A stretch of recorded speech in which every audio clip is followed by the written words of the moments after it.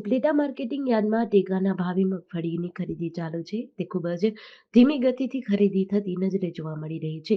ખેડૂતોએ હેરાન થવું પડે છે. શરૂઆતમાં માર્કેટિંગ યાર્ડ દ્વારા 2 યુનિટનું ખાતમુહૂર્ત કરાયું હતું, પરંતુ હાલ 1 યુનિટ બંધ અવસ્થામાં છે અને બીજું યુનિટ ખૂબ ધીમી ગતિએ ચાલુ છે, જેના લીધે ખેડૂતોને પારાવાર મુશ્કેલી ભોગવવી પડે છે.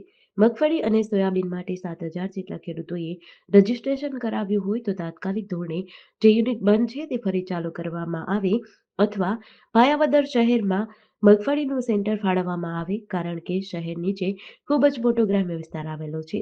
100% ખેડૂત વર્ગ છે તો દૂર અંતર કાપીને ઉપલેટા માર્કેટિંગ યાર્ડ જવું ના પડે અને ખેડૂતો ઘસારો પણ ઓછો રહે તે માટે વહેલી તકે ખેડૂતોની માંગ સાથે મામલતદાર કચેરી ખાતે આવેદન આપવામાં આવ્યું હતું.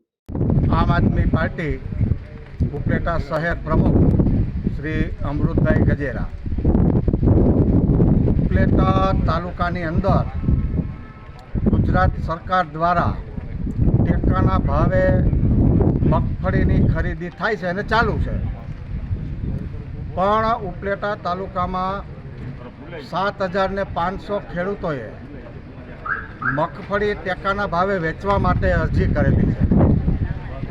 ઉપલેટા તાલુકાને 2 કેન્દ્રો મગફળીના ફાળવવામાં આવ્યા હતા. હવે ખબર નહીં કે 1 કેન્દ્ર શું કામે બંધ કરી દેવામાં આવ્યું. અત્યારે હાલમાં 1 કેન્દ્ર ઉપર મગફળીની ખરીદી ચાલુ છે અને રોજના 60, 70 કે 80 ખેડૂતોની મગફળી લેતા હોય તો આ મગફળીની ખરીદી ઓછામાં ઓછા 3 મહિના ચાલે. અત્યારે રવિ પાકની સિઝન છે. ખેડૂતોએ રવિ પાકનું વાવેતર કરવું હોય, બિયારણ લેવું હોય, ખાતર લેવું હોય અને મગફળીની ખરીદીમાં પોતાનો વારો ના આવે તો એને પૈસા મળે નહીં. પૈસા ના મળે એટલે ખેડૂત હેરાન થાય, હેરાન પરેશાન થઈ જાય. હજી લગ્નગાળાની સિઝન છે, કોઈના દીકરા દીકરીના લગ્ન હોય, કંઈ મામેરા કરવાના હોય તો આમાં ખેડૂતોને એટલી બધી મુશ્કેલી પડે છે. અને જો બીજું કેન્દ્ર ચાલુ કરવું હોય અને ઉપલેટા માર્કેટિંગ યાર્ડની અંદર જગ્યાનો અભાવ હોય તો ભાયાવદર પણ એક એવું સેન્ટર છે, મોટું સેન્ટર છે કે ભાયાવદરની નીચે પણ ખૂબ જ ઘણા બધા ગામડાઓ આવે છે, તો ત્યાં પણ એક કેન્દ્ર ચાલુ કરી શકાય. આજે આમ આદમી પાર્ટી અને સમગ્ર ઉપલેટાના ખેડૂત ભાઈઓએ આજે મામલતદારશ્રીને રજૂઆત કરેલી છે કે હાલ ઉપલેટા માર્કેટિંગ યાર્ડની અંદર જ્યારે ટેકાના ભાવે મગફળીની ખરીદી ચાલુ હોય, આ ખૂબ જ ધીમી ગતિએથી ચાલુ છે અને આના કારણે ખેડૂતોને હેરાન થવું પડે છે.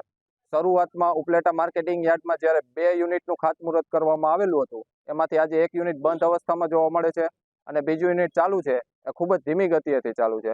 આના કારણે ખેડૂતોને મુશ્કેલીઓ ભોગવવાનો વારો આવે છે.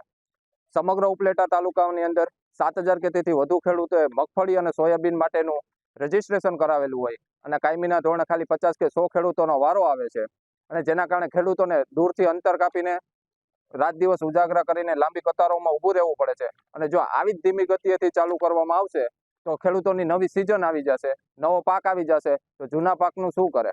રહી વાત કે જે બીજું યુનિટ બંધ કરવામાં આવેલું છે, એ શા કારણથી બંધ કરવામાં આવેલું છે? કે આયોજનપૂર્વક બંધ કરવામાં આવેલું છે કે ખેડૂતો કંટાળીને પોતાનો માલ છે એ લોકલ વેપારીઓને વેચી આપે?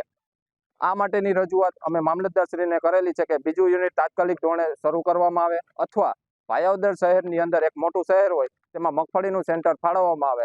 કારણ કે ભાયાવદર મોટું શહેર છે અને એની નીચે આવતો ગ્રામ્ય વિસ્તાર ખૂબ જ મોટો છે અને 100% ખેડૂત વર્ગ ધરાવતો ગ્રામ્ય વિસ્તાર છે.